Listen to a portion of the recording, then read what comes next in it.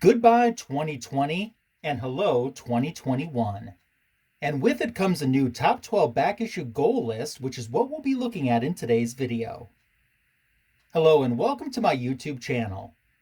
Putting together a top 12 list is always a tough thing for me, especially when it comes to the portion where you have to narrow it down.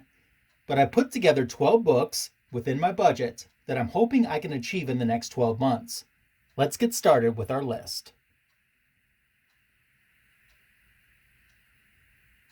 Starting out at number 12 is Marvel graphic novel, Volume 1, Issue number 12, Dazzler the Movie from 1984.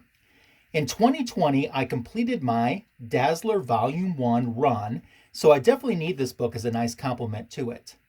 The effects of what happens in this story does get carried over into the final issues of the Dazzler series. I am looking for a first printing, even though I actually prefer the second printing cover better because it's not quite as busy, but there really isn't much of a price difference between a first printing and a second printing of this book, so why not go for the first is what I say. Now we have some DC Silver Age action at number 11. It's World's Finest number 169.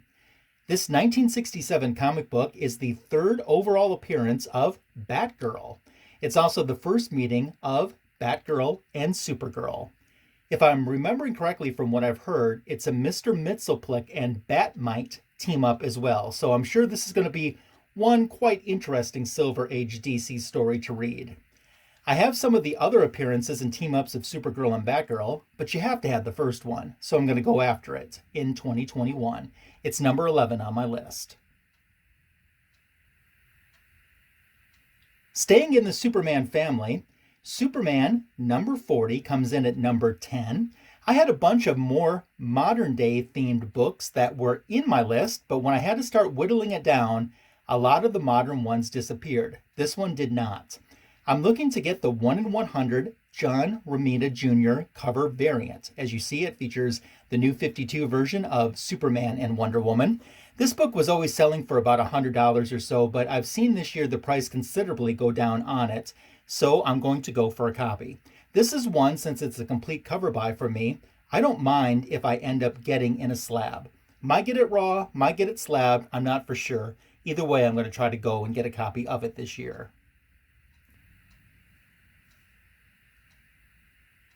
We're up to the number 9 position, which features Fantastic Four, issue number 81. This 1968 gem finds Crystal joining the Fantastic Four team. I'm a big fan of the Inhumans and the FF as well, and I always seem to enjoy when the FF would change up their roster a little bit. I think Crystal became a member in this issue, number 81, and stayed until I think 105 or so. So there's almost 25 books that I might chase after to see if I can fill out that run. It has a heavy red cover, so if I ever end up on Comigories and red cover is the category, this will probably be one that will instantly come to my mind to pull out. So this is what I'm going to go for, Fantastic Four 81 at the number 9 position from 1968. Make mine Marvel with number 8, it's Daredevil, issue number 81. Black Widow guest stars and then would become a co-star of this title starting with this issue. I do have the True Believers reprint version of it and I really like the story, so I want to have an original. I'm trying to collect the Daredevil run of issues that Black Widow guest starred / co-starred in, and this would be one of the keys that I would need to complete that run. So it comes in at number 8 on my list. Turning to number 7, of course, I'm going to include an X-Men book. This one's from 1979. It's X-Men number 124. This is a continuation of the Colossus story that was established in X-Men issue number 122. They kind of skipped the following issue and then went back to what they started in 122 with the story in 124. I think it's a great cover, as was the cover to number 122. I'm also working on trying to fill in my X-Men books that I'm missing that contain Phoenix. So that ran from 101 to 137, and getting 124 would help notch another one off of that list. X-Men is also thematic in my number 6 pick on my list, Amazing Adventures issue number 11. This is from 1972. It is the first furry beast. This book you would think would be a lot higher in value than it is. And I think someday this book is going to spike, and maybe this is the time to scoop it up before that does happen. So that's my goal for 2021, is to be able to pick up a copy of Amazing Adventures issue number 11.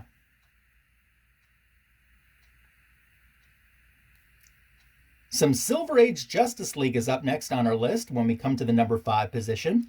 Originally, Justice League number 9 was going to be my number 1 most wanted comic book for 2021, but I ended up picking up a copy of that just a few months back.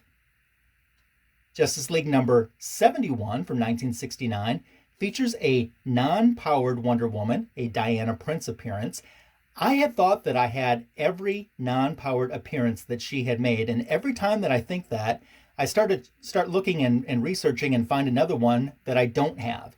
But I do believe after I pick up this Justice League 71, I'll have all of the non-powered Diana Prince appearances. Martian Manhunter also quits in this issue as well. Here at number 4 is Flash issue number 213. And this 1972 comic book is a reprint of Flash number 137. So why would I pick this comic book and not the original instead? It's kind of because I like this cover better. I mean, you see the Wonder Woman on there, you know that I'm going to be drawn to that. Although I wouldn't hurt my feelings to end up with a Flash 137 eventually too, since it's the first print.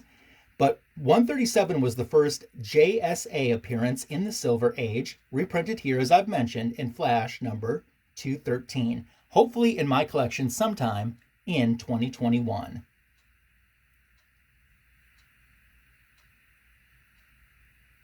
A book at number 3. For the longest time, I thought I had this book in my collection, but I don't.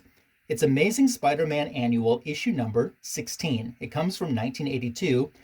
This might be the wrong year to put this book into this list because the speculation on this book has really taken off in 2020.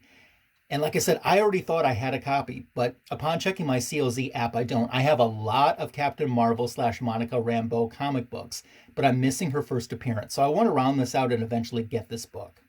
It's not my favorite cover in the world, but it's one I do want to get. And there were a lot of other Spider-Man titles that almost made my list. They came very short of cracking the top 12. But this one, the annual number 16, definitely falls into the list, pretty high up too, at the number 3 position.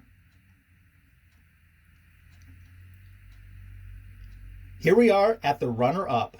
At number 2, this is a book I'm not quite sure if I'm going to be able to pull off or not. Superman's Girlfriend, Lois Lane, issue number 70.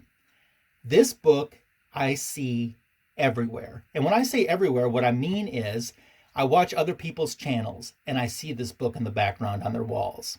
I went to a comic show on Halloween. I saw one of the dealers selling this book. I see it online and for sale quite often. This is the first Silver Age appearance of Catwoman. And I would actually think that this book would be selling a lot higher than it really is. I really want this book in the follow-up issue to it because it's a 2-issue storyline. Number 7, I'm going to try for it. I'm not sure if I'm going to be able to pull it off or not, but I'm putting it on the list to see if this 1966 comic book can end up somehow becoming mine in 2021.